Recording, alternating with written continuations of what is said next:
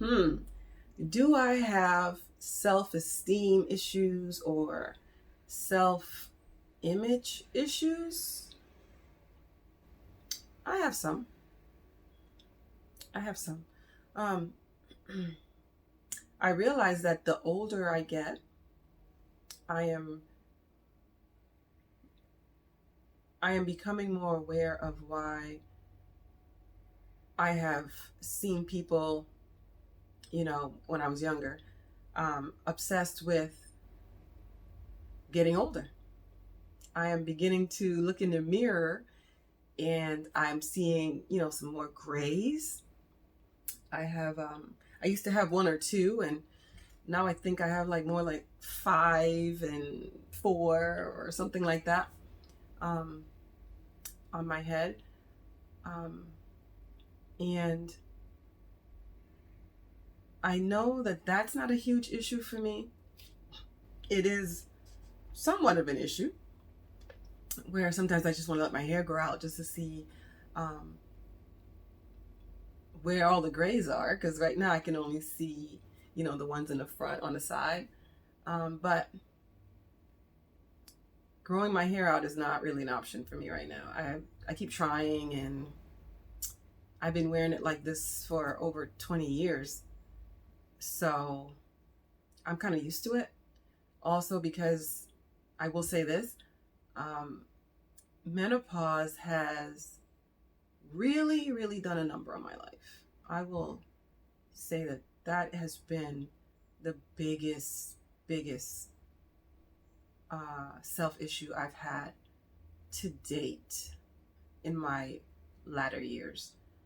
Um, because prior to menopause, or prior to perimenopause is the process that you're going through until you get to that place where you're no longer menstruating. So, and it's different for different people, and it can last um, longer or shorter depending on the person, et cetera, et cetera. For me, not being able to know what my body is doing on a regular basis, or how my body is responding on a regular basis, has been a huge challenge for me. Because prior to the whole process of perimenopause up to menopause, I used to know how my body works. I used to know what I could do to alter it if I don't like, how much weight I've gained or how much weight I've lost, or what my body physique looks like, or, I was able to manipulate that in a way that was pleasing to me.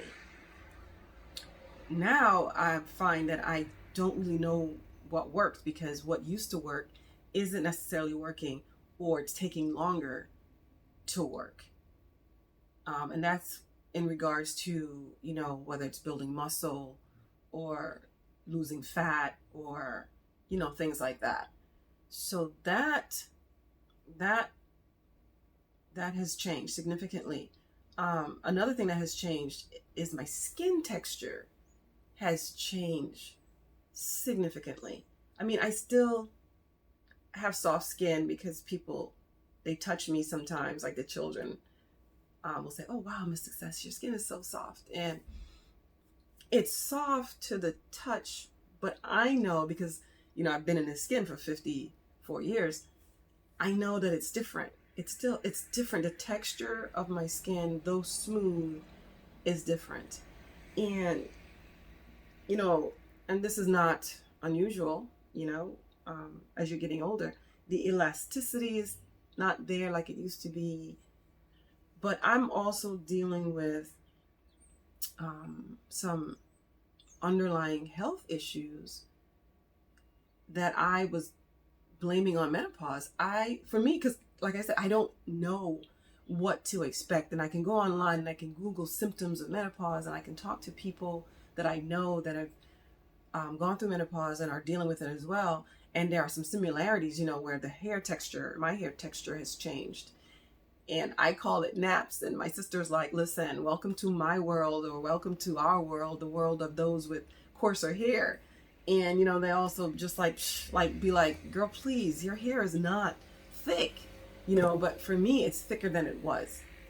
And so for me, that's a change that I'm dealing with. And I find myself having issues with that. And, also the issues that I've been blaming on menopause that have now come to light, and I'm dealing with it with my my various doctors that are running all these different tests on me, whether blood work to check for this, blood work to check for that. I'm finding out that there are other things at work in my body, and it's not just symptoms of menopause. And it's affecting whatever it is. It's affecting my skin. It's affecting my ability to process nutrients and carbohydrates, and it's affecting my sleep. And a big self-image issue I'm having is how it's affecting my eyes. And this has been going on for over a year, whereas I thought I had allergies to different things, pollen or mold. I'm finding out that whatever's going on in my body is affecting my eyes. And having Graves' disease since, I want to say 1999, I believe. Was it 1999? Something like that. Guys, getting older, it's also affected my memory. But having Graves' disease all these years, initially it affected my eyes. And part of the disease is that you end up with bulging eyes. And initially, that had happened to me, where I think it's my right eye was more prominent than my left eye. And until they had me on some meds, it stayed like that for a while. And then it initially got better. And I also practiced, guys, this is the truth. I used to practice in the mirror how to smile in such a way that both of my eyes look the same size. Yeah, that's a thing, guys. I did that. So for years, and I think I just mastered the smile, or I mastered my best side, so that you couldn't really tell that one eye was more protruding than the other. Fast forward to about, I don't know, a year or two ago, I started realizing that my eyes were looking very swollen. And again, I contributed this to having allergies, especially living in Maryland. I've heard many people say that they didn't have allergies until they moved to Maryland. So for me, I just felt like it was one of those scenarios where I moved to Maryland and I ended up with issues as well. But lo and behold, this past year, almost a year, I'm in Connecticut. I'm not in Maryland. So what's going on with my eyes? Excuse me, what's going on with my eyes? It's not allergies, because I haven't been on allergy meds now for almost 2 months. And part of that was because I was having side effects from the medication, and I had no idea. So I can't blame it on allergies, and I can't blame it on Graves' disease so much either, because I've been to the eye doctor about 4 times now within the past year, and even recently, like a couple weeks ago. And I'm finding out that, it's not the Graves' disease. I also found out that now both of my eyes have changed significantly in a year, to the point where I am on different eye drops for it, for dry eyes. And the dry eyes are a result of my eyes protruding more. And so they're catching the air a lot more than if they were back in how they were supposed to be regularly. And so I have to use these re-wetting drops, and I have to use another type of drop. And excuse me. I'm also having to put hot compresses on my eyes because they're saying that the ducts in my eyes are not, they're retaining moisture, and they're preventing my eyes from being able to secrete the tears like I need to, or if it's not one thing, it's the next. And so in regards to your question about, do I have self-image issues or self-esteem issues, I would say that those are the things that are most prevalent of late. Self-esteem specifically, I don't live daily with this mentality that I am less than, or I should look a certain way, or I should be a certain way. I don't think that way in that it holds me back from doing something, or it holds me back from being something. I will say that I can look in the mirror and I may have things that I would prefer to change, but it's not keeping my mind in a place where I feel, like I'm less than, or that I should look a certain way. Do I have thoughts that I'm ugly, or I'm beautiful, or stuff like that? I don't look at myself that way. I do wish I could wear makeup, and like I see people all the time, and they wear makeup and they look amazing. I used to wear makeup a lot when I was younger, because I had really bad acne, and it used to keep me from looking in the mirror. Like when I was on my own for the first time when I was in Germany, I used to wear makeup a lot, but I wore makeup then because the person I was with wanted me to wear makeup. He wanted me to look a certain way, and being 18 and in my first real relationship, I wanted to please him in that way, and so I wore makeup.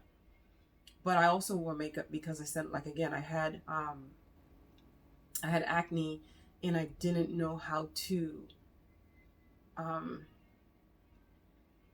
control it. And for years, as a teenager, and I wore makeup because I didn't know how to control my acne. But wearing makeup when you have acne doesn't help either. But because I used to have black spots from the acne, I used to try to cover it up with the makeup. And so I wore makeup for many years, and then I stopped. And I don't even remember why I stopped or when I stopped, but I can say this much. I stopped wearing makeup because I realized that I wanted whoever I was with, or people, to realize what they were getting. And so for me, it's like, listen, this is what I look like. You can either accept it or not. Because I felt as though when I wore makeup and I was trying to cover things up, I was literally trying to cover up myself.